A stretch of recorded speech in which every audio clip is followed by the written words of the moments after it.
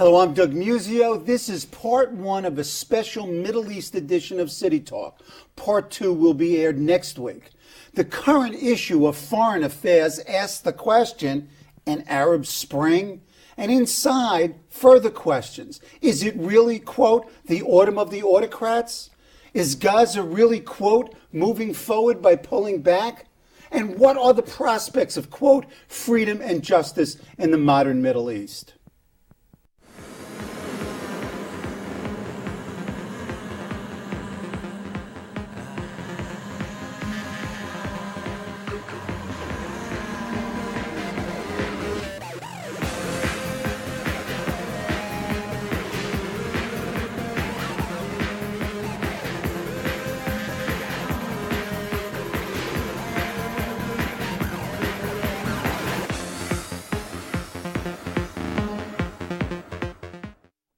To talk about the Middle East, to talk about Arabs and Islam, Sunni and Shia, Iraq and Iran, is a long-time and distinguished Middle East hand, Richard Murphy, former ambassador to Mauritania, Syria, the Philippines, and Saudi Arabia. He also served as Assistant Secretary of State for Near Eastern Affairs during the Reagan administration, during which time he was particularly active in the Arab-Israeli peace process. He has been named career ambassador, and he is a frequent TV commentator and widely consulted expert. Welcome back. Thank you very much. I've been looking forward. A lot has happened in the Middle East since we talked in mid-December. You had the Iraqi election in January. You had the recent Iraqi formation of a government.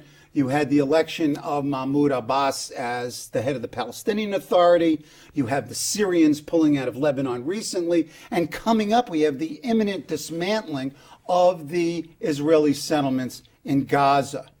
Before we get into the detail, is there an Arab Spring, or is this blossoming going to wilt on the vine as it has in the past? Just generally your impressions here before we get into detail. Well, there is, without question, a lot of ferment in the region, and you've named several of the issues that are getting a fresh look, showing signs of movement.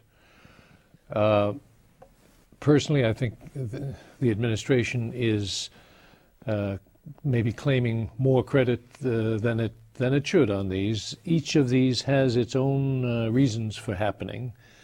Not to deny that our invasion of Iraq 2 years ago has been a major contributor to this ferment and to this reassessment. And in addition to that, sort of sticking with the Bush administration, has the American rhetoric, the post-no weapons of mass destruction rationale for the war, that this would be democratizing, that you'd have this benign domino effect, can the administration legitimately argue that not only its actions in Iran, but its rhetoric, its policy has changed the terrain in the Middle East?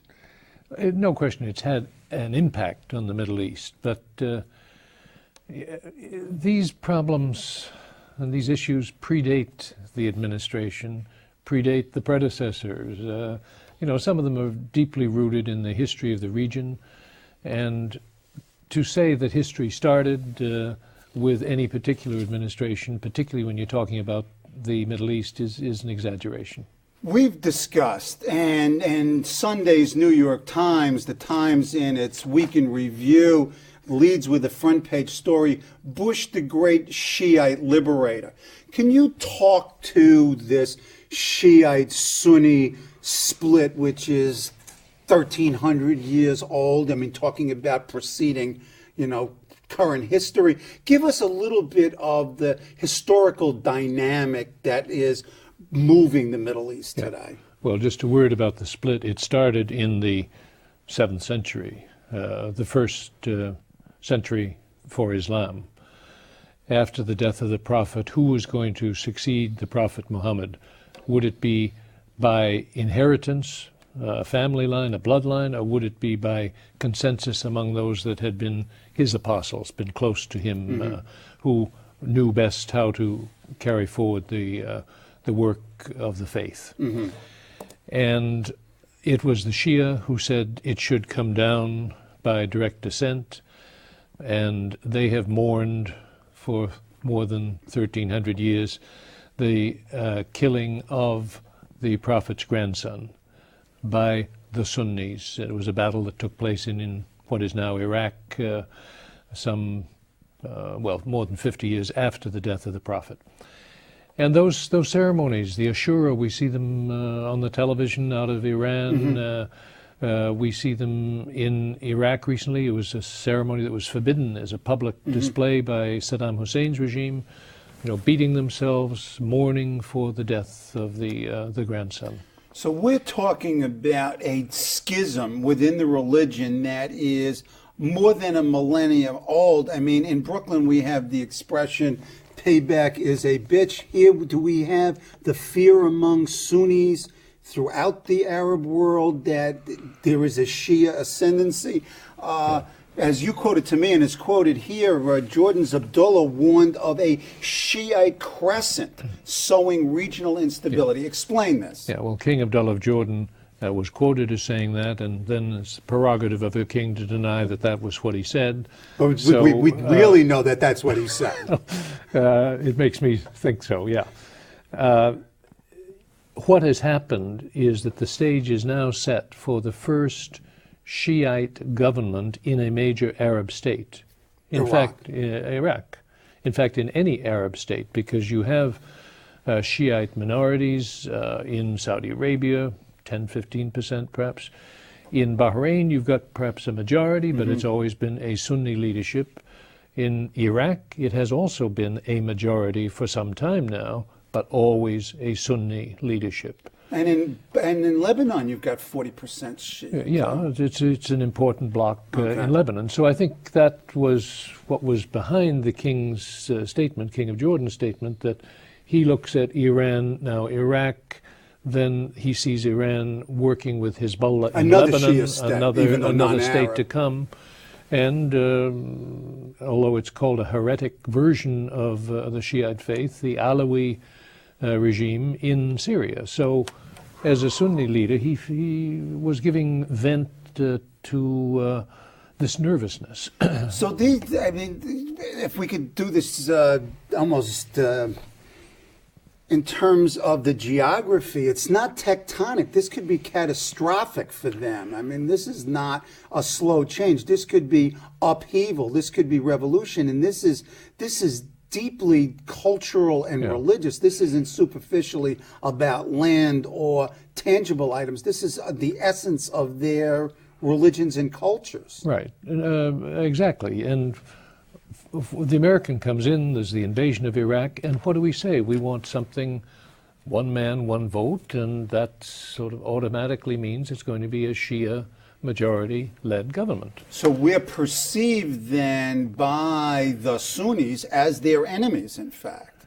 By certain of the Sunnis. I don't want to make it black and white, but the very powerful element, and they're some of those guys are the ones that are blowing up the convoys, that are targeting the new regime through its security forces, its civilian leaders, because they're being dispossessed. Okay, let's talk about that. Let's move into Iraq now. Specifically, we've had over the last several days a series of coordinated bombings, and in fact, it was headlined in the Star Ledger coming out of an AP report, unrelenting violence in Iraq. So this is essentially sectarian as well as political, if you will. The Sunnis are afraid of Shia rule, and they're going to do everything they can to prevent this government from forming. This is the battleground. This is the battleground, and there we are presenting ourselves as a great target. And we have been, in fact, a unifying target. Last year, you could see some coordination between the Shiite dissidents and the Sunni dissidents to target the Americans because they've invaded and they're not leaving. They're going to take us over and they're going to stay. Strange bedfellows. They're old imperialists. That's what the Americans are. They're here for the oil. They're here because of they want to give more security to Israel, and they're never going home. So the great Satan, in a sense, caused at least the temporary emergence of convenience between these really deeply divided sects. Now that's moved on. I don't think you see that sense of unity today, but you still have this feeling America isn't going to leave us alone. Right. And it is thanks to America, or just because of America, that our, frankly, second-class citizens, those Shia, are taking over. And I don't like it. You know, it is a very visceral reaction. And what is and ought to be U.S. policy from here on? I mean, clearly we entered the war to find weapons of mass destruction. They were not there. I mean, that was false pretenses. We moved the rationale now to democracy and these falling dominoes. Where do we go? We're on the ground. We're getting, there were 11 dead, dozens more wounded over the last weekend. We're stuck there. Well, we won't remain stuck there. Either we're going to reach a clear point in the successful turnover to a strong Iraqi government, or at some point in time, our public is going to say, hey, enough's enough. Well, we haven't quite seen that yet internally. I mean, it is not at all, at this point, reminiscent of Vietnam in the 67, 68, 69 period of Vietnam. But, and I don't know if there were the indications of it yet, but what happens if we're forced to leave? Well, this is a big year in Iraq. The government has just gotten its act together in Baghdad. A major step. Major step. And I'm not surprised it took them 3 months. It made Washington very nervous that the dissidents were exploiting this vacuum and saying, we told you so, this is just an American puppetry at work, another game. But they are pulling together. And the important thing for us politically will be to step back now as far and as fast as we can from being too identified with the new government, because that's the kiss of death. Right. They've got to create loyalty from their own people towards them, and you don't give loyalty to a puppet. And from your point of view, is this happening? Is there this not only structural building of organizations and offices, but is it becoming cultural? Is there this feeling of the value of pluralism, for example? So far, pluralism is getting a lot of lip service, and I hope it'll be more than that. It would be human, you could say, for the Shia to proclaim after all this time, now we're in charge, and you're going to take your licks. Right. But the talk, the rhetoric right now is positive. We're going to reach out. We're going to bring those Sunnis who didn't vote in the elections we had, either because they didn't want to see an election or they were afraid to vote. But we know they're an important part of the population, some 20%, and there's a lot of talent there, and there's a lot of uneasiness and anger there. So the Shiite leadership has been making these overtures to bring them into the government, as well as so have the Kurds up north. Right, and both the Kurds and the Shia have been targets of the bombing campaigns by the Sunni dissidents. That's right. Look ahead a year. What are the possible sort of end states among these many branches of the tree, and which one of those branches is the most likely? Begin with that. I mean, what are some of the possible end-of-the-year scenarios here? Well, the American goal and the American timetable is to get the Iraqis now to work on drafting their own constitution. And the election which brought this government in, which is an interim government, will be another round of elections will be held, ideally, according to the original timetable, by the end of this year. So it's a big year where they craft a new constitution for Iraq and start to pull together as a single state. Okay. And the danger is that isn't going to work, that the constitution won't be an effective instrument to pull them together, and you'll see these tensions pulling away from the center. And then what happens? We have civil war. Doesn't look smart on the Sunnis' part to start a civil war where they're only 20% of the population vis-a-vis the Kurds and the Shia. What happens there? I mean, it just breaks down into tribal chaos, if you will. Well, what you could see, which personally I think would be disaster, would be the Kurds who have long sought independence would pull away and say, this is our state up north here, leave us alone.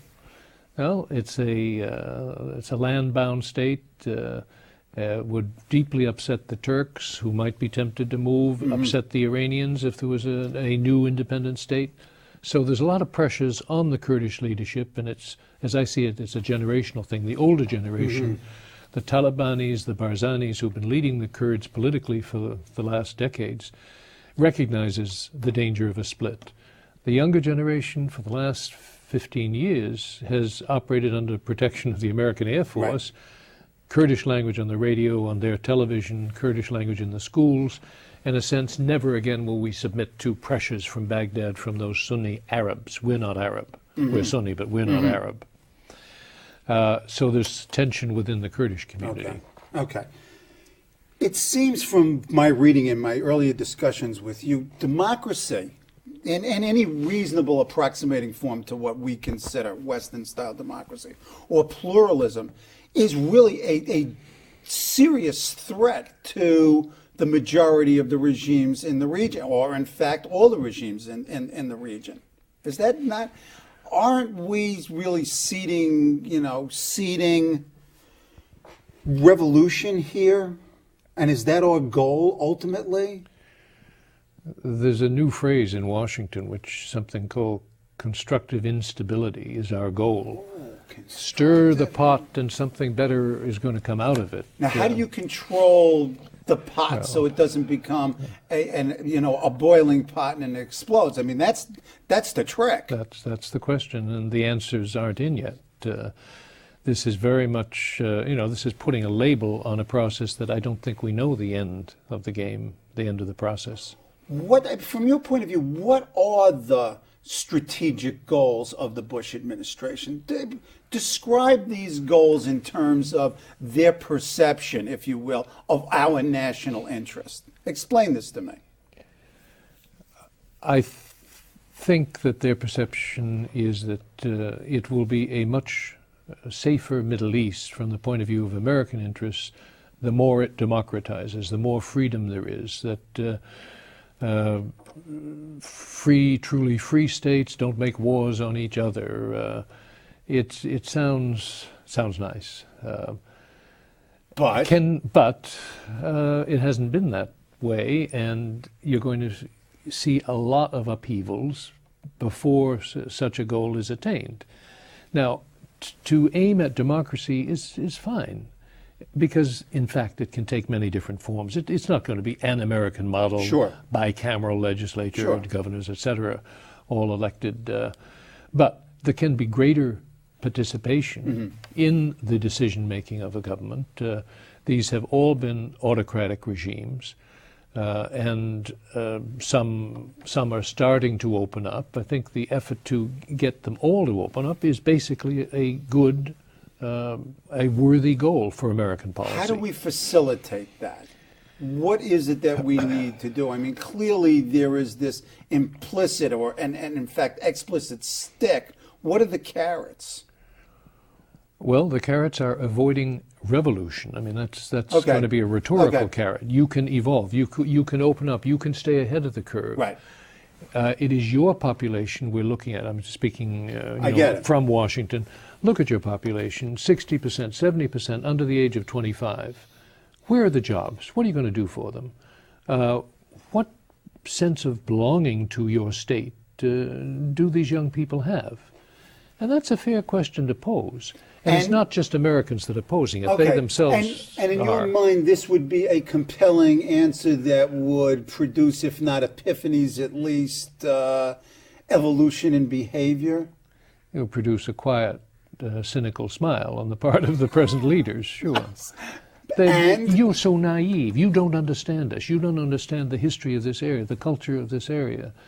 And let me warn you right now, you Americans, you're either going to get a highly conservative, even fanatical backlash where the most reactionary elements come to the top. Fundamentalists. Or you're better going with to the get, devil you have. and you're going to get that plus a new and enhanced role for Iran. And you Americans are always worrying about Iran. Look what you did in Baghdad.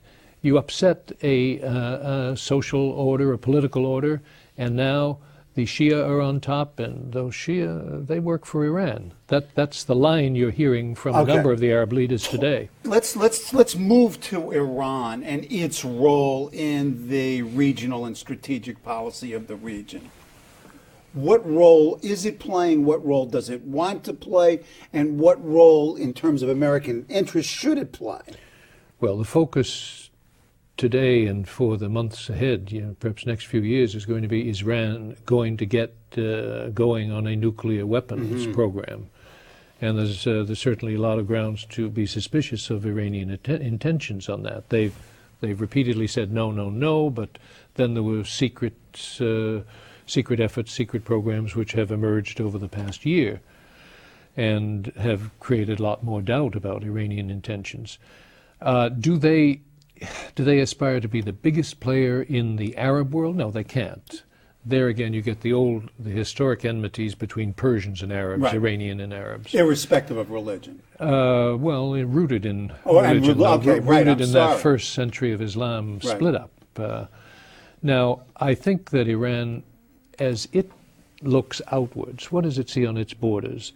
An American influenced government in Pakistan, Americans in Central Asia, an American army in Baghdad, great American influence in the Arabian Peninsula, just across that short span of water, the Gulf. And, they've apparently, among their leadership is the idea, hey, we got to push back. And how do you push America back? And that's what's led them to the nuclear weapons. Relate Iran as a Shia power and an emerging, quote-unquote, democratic Iraq as a Shia power. That's a problem for Iran, I would think.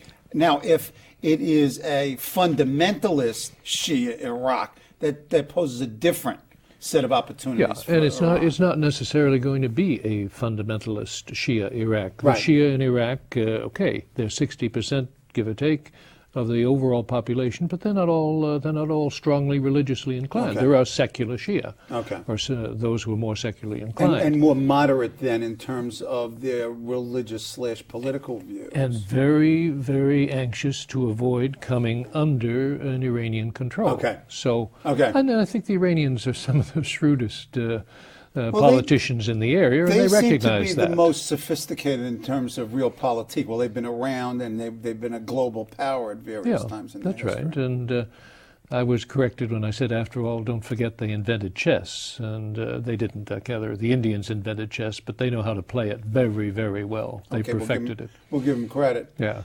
As I recall, checkmate is from the Shah is dead. No, let's not get into chess. Let's not get there. Right. Now, a democratic Iraq and a totalitarian Iran, or an Iran under the mullahs, that Iraq is a danger to that Iran, because you've got Shia here looking at Shia in Iraq now and saying the world can be better there. Is that and that would be a model and dangerous. The Iranians, the Iranian leadership knows it's got a very disaffected youth in its country, disaffected female side to its population, and it doesn't want to see Iraq tempting Iran, its critics, to rise up any more strongly than they already have. They're under control right now, but speculate on the internal evolution of Iran. What way could it go? Is this, at least from my very limited perspective, there seems to be under the surface enough tectonic movement and enough substance in this movement that one could legitimately project out an evolution to a less fundamentalist, less closed society. Yeah, there. the conservatives in the leadership have built into the system a number of controls that will keep this from getting less fundamentalist, if you will, put it that way. They have the Guardian Council of senior clerics that are, from their vote comes the supreme leader. The president of Iran, who's been Khatami for the last several years, is much less powerful in that he doesn't control the army, the security, the intelligence services, and the great wealth that the Shah had He's in the industrial powerless. world. It's been shown that Right. with the instincts towards reform and moderation that he's had, he's not been able to do move that leadership. So they've got their safeguards to ensure there's no upheaval there. But there's no secret that in this debate, very easily tapped into on the Iranian streets about why are we still having to follow the strictures of these clerics. Okay, let's stop there. I wanted to thank you for this part one, and on next show we'll continue our discussion of the Middle East. We'll look at Israel and Palestine. We'll look at Lebanon. We'll look at Egypt. We'll look at Morocco, and we'll look at a place that you were posted, Saudi Arabia. Okay. Thank you. Thank you.